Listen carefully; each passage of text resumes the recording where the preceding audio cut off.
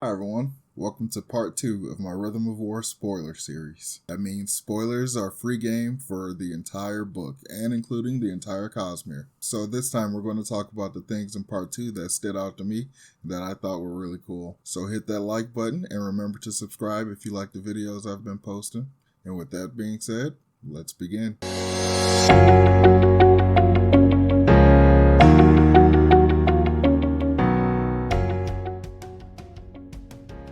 So in part 2, we follow the perspectives of Shalon, Adolin, Caledon, Venli, and Nivani. So something that I didn't cover in part 1 was the mission that Shalon and Adolin was sent on. They were tasked by Dalinar to go to the Honor Springs fortress in Shadesmar and present them with gifts and all this kind of stuff to basically apologize for the recreants in order to try to recruit more Honor Spren because there's a severe shortage of Windrunners right now. So they have to do everything they can to make overtures to the Honor Sprint so that they'll be willing to bond with humans again. And before they all left for Shadesmar, Adolin had a conversation with Dalinar, and it was made really clear that Adolin is not cool with Dalinar right now. He is really pissed off about what Dalinar revealed in the book that he wrote in Oathbringer, because obviously Adolin didn't know that Dalinar was responsible for his mother's death. So now he's holding a lot of that resentment. And also, he's just kind of mad at Dalinar in general because he's been more of himself and not trying to be a carbon copy of Dalinar. Dalinar's just pissed that he's not just him again and all this kind of stuff. He's got all these insanely high expectations for him and is legitimately disappointed in him because he's not some epic, perfect, pristine person. And, it's crazy because it's completely hypocritical because, like I said, Dalinar killed his wife and, was a tyrant and a terrible person. So how can you expect your kid to be so much better than you were? I mean, I get having, high expectations for your child, but come on. So the mission to go to Shadesmar to make overtures and apologies to the Honor Sprint is where we pick up with Adolin and Shalon. They're on this boat in Shadesmar on their way to the fortress. It's the fortress Lasting Integrity. And they spend quite a bit of time on the ship. And during this time, Shalon is trying to figure out who in her crew that she brought along with her is a spy for Mraize, because she's fairly certain he sent someone or recruited someone on her team to spy on her for him. So she's trying to figure out who the spy is. And even the thought that there is a spy on her team, one of her trusted people, one of her agents, it's kind of messing her up. She can barely deal with it. It's causing her all kinds of anxiety and messing with her and stuff. And she later then tests everyone and pretty much come to figure out nobody's the mole. Brendan makes it fairly obvious that nobody's the mole. It's fairly clear that it's Shalon who was actually the spy, because she has this fourth personality brewing called Formless, and it's very clear that, holy crap, her other personality or half-developed personality is the one that's doing this. There's likely a spy on the team because Mraize sent the spy because he sent Shalon there to find the leader of the Sons of Honor, and it just so happens that it just works out exactly with the mission Dalinar sent her on. And she just needs to go to the Shadesmar. She needs to go to Lasting Integrity because that's the last place this person was known to be. So that's why she's got her own secondary side mission she hasn't told anybody about because she's, super secret spy. And to make sure that she can communicate with Mraize between worlds, Mraize gave Shalon this box, and it's just the silver box. And he told her to say his name into it and it'll connect him to her and they'll be able to communicate between realms or whatever. As soon as I heard about this box, I was like, holy crap, that's a Seon. It's obviously a Seon from Elantris. It's an unbonded Seon, which kind of answers my question that I had before in the prologue, or not in the prologue, but in the preview chapters. We found out that Radiance and other people that are heavily invested into the Rosharan system will have issues traveling to other planets. So basically they're saying Spren can't leave Roshar. So I was assuming Seons wouldn't be able to leave Cell, but apparently they can, as long as I guess they're unbonded, but there's no details there yet. But it answers the question, but not in the way that I would have expected it to be answered. So that's kind of cool, I guess. So while dealing with this box, Shalon has a bit of a flashback. She has a memory of using the same box when she was a kid, or not the same one, but something just like it. And she remembers her friend being there, so she asks Pattern, does he remember? Maybe he can remember more clearly than she does. And he's like, no, and all this stuff. So she basically realizes that he's lying to her. And this causes her to basically completely freak out. She retreats inside herself and forces Vale to basically take over for a good amount of time because she just can't deal with it at all. Or Radiant took over. Either Shalon basically huddled into a little ball and just was not dealing with it. Something else I thought was amazing that we find out. We don't find out in this part, but we find out later. But the leader of the Ghostbloods is Kelsier from Mistborn. So it's freaking amazing. So Kelsier died in Mistborn. In Secret History, we find out that when Kelsier died, he became a cognitive shadow and was basically roaming around the cognitive realm, trying to figure out how stuff works, trying to, basically get up to his old ways and all that kind of stuff. He apparently founded the Ghostbloods. He created the Ghostbloods, a Cosmere-wide secret organization that he's trying to use to figure out something. Like, the reason why Moraes wants Shalon to kidnap /kill / capture, the leader of the Ghostbloods, or not the leader of the Ghostbloods, but the leader of the former Sons of Honor, is because that person is a cognitive shadow too. He's the Herald Kalak. I guess Kelsier thinks a herald would be, have some more information about a cognitive shadow, how they can exist with the body and all that kind of stuff and go to and from the realms and stuff like that. Because last we heard, he was basically stuck in the cognitive realm trying to figure out how to staple himself back to a body. And based on what happens in Mistborn Era 2, apparently that happens. But it doesn't seem like it's going to happen by way of his Ghostblood plan.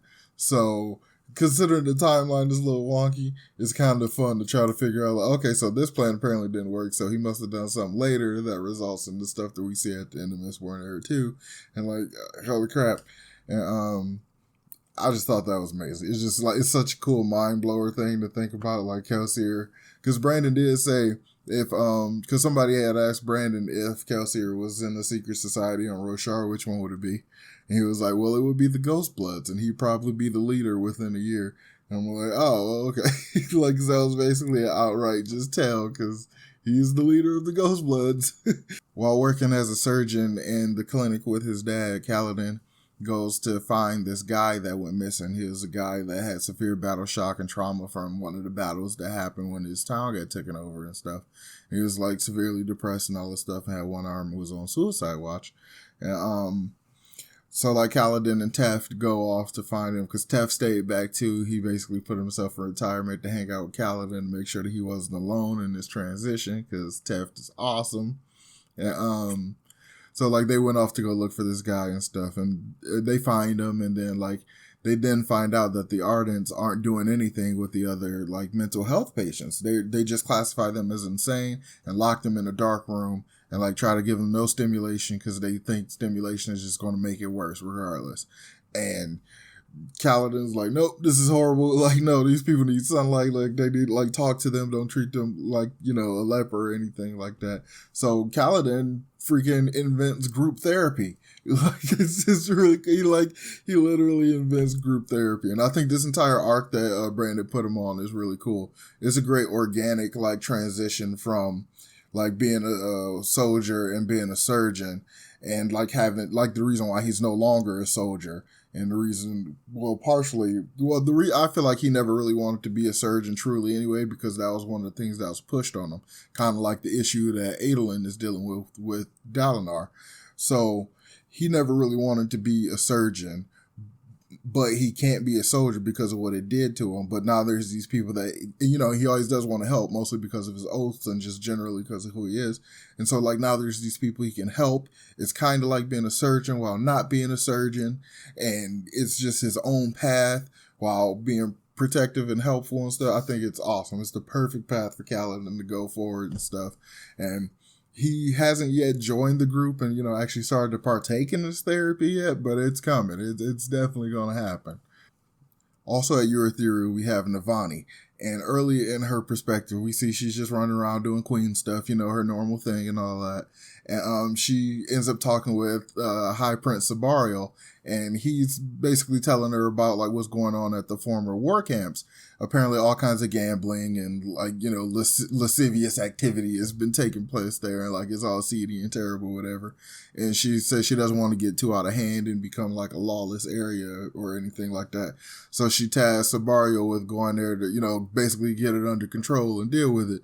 And he's like, well, to deal with it, blah, blah, blah. He basically was like, can I take, something off the top? Like, like you want to basically make money off of it. And she's like, no more than like 5 to 8% or something like that. I'm like, holy crap, Sabariel is creating Roshar Vegas. So we got Caledon invented group therapy, and Sabariel invents Vegas. Like, how awesome is that? Like, I think it's the coolest thing in the world. So one of the biggest part of the entire book is the invasion and occupation of Urithiru. So this is the part in the book when the invasion actually takes place after the conversation they have about it.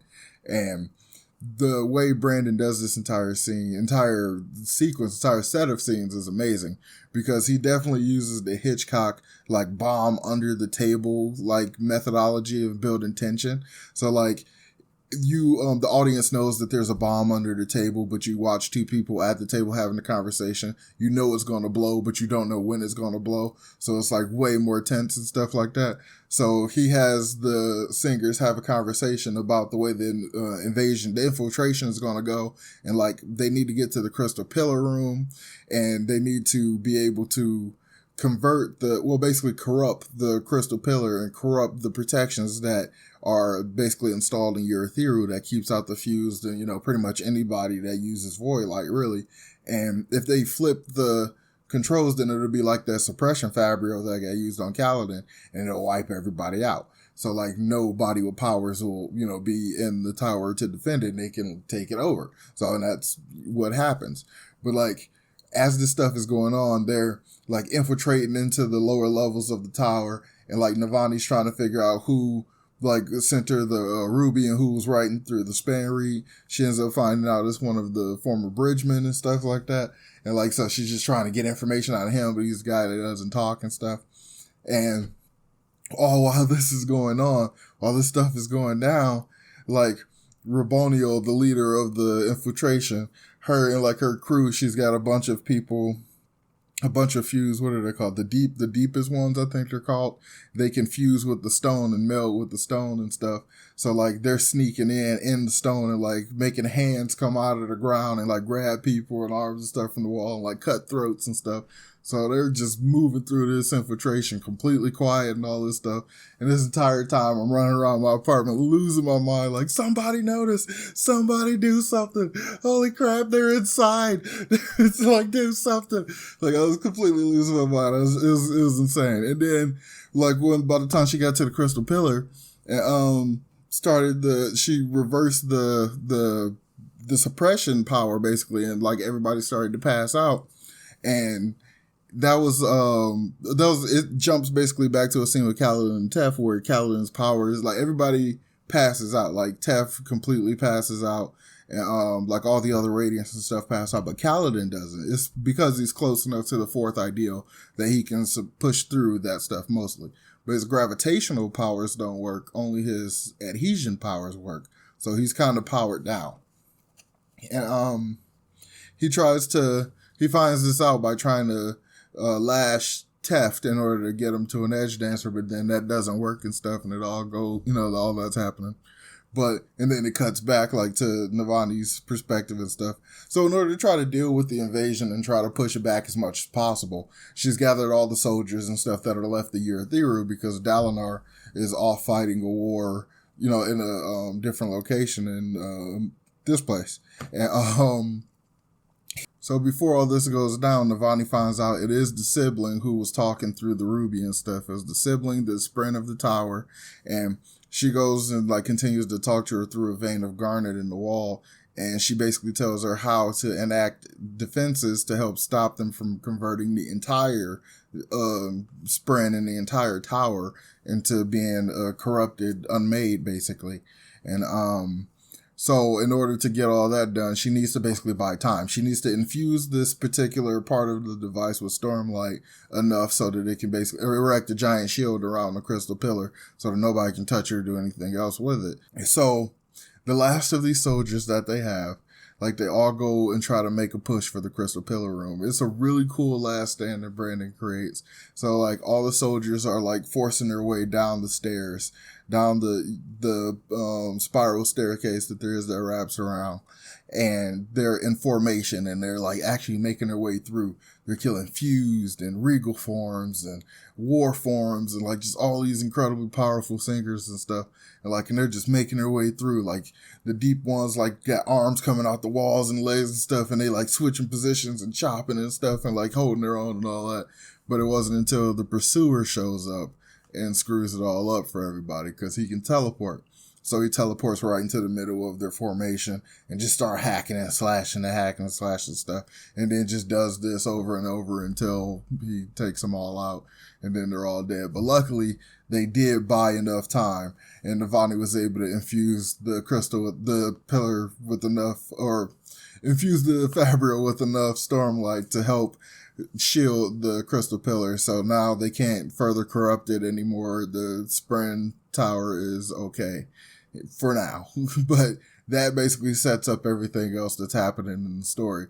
The singers that are left are actively trying to get through the shield. They're trying to find these nodes that if they either corrupt the sibling through the nodes, then she'll be corrupted, or they'll be corrupted, or if they're broken, then it'll eventually break down the shield, and that'll then, allow them to directly corrupt the sibling anyway. But thanks to their sacrifice, Nivani, they were able to buy enough time for Nivani to power the Fabrial to shield the crystal pillar. So after that, she basically can't do anything else, and she just goes and surrenders. So I really liked this part of the book. I really did. Despite the fact that I didn't care for how quickly the invasion was talked about and then it just happened, I really did like how it played out. Like, the use of tension was amazing. The last stand with those soldiers was epic. It was at least as cool as the arena fight scene in Words of Radiance. It was so cool. And, like, the visuals I have for it is amazing. And then even the other the parts that aren't specifically about the invasion, I liked a lot. I liked the stuff with Caledon working in the clinic again. And then even the stuff with Liren, because when Tef falls down, and, like, these singers come to, like, collect all the radiance and stuff, they want to, secure him in a different location. Khaled didn't really know what was going on. So he just, like, invasion, holy crap, enemies are here. Like, and he attacks them, and, like, he kills one and, like, lets one go, whatever. And his dad, like, freaks out and, like, calls him a monster and says his son is dead and, like, all this kind of stuff. I'm like, dude, like, he's a soldier. Like, this is, like, what happens. And, like, they're clearly not nice people. Like, how are you, like, really that mad at your own son, like, for protecting y'all and him? Because, like, they wouldn't have just, said, oh, here's a Radiant who's awake. Let's just deal with it. They would have tried to kill him. Like, he wouldn't have, like, he had no real choice. And, like, Liren just wasn't here, none of it. Like, it drove me nuts. It was as bad as, like, it's literally as bad as Dalinar freaking not paying attention to Adolin, or just not hearing him when you say, let me be me, like, kind of thing. Like, it's crazy. Crazy. Some of these characters are just crazy. These Rorschach people. So what about part 2 stick out to you? What were some of your favorite parts? Let me know in the comments down below. So remember to hit that like button and subscribe to the channel, and join me next time when we talk about part 3 of Rhythm of War. Peace.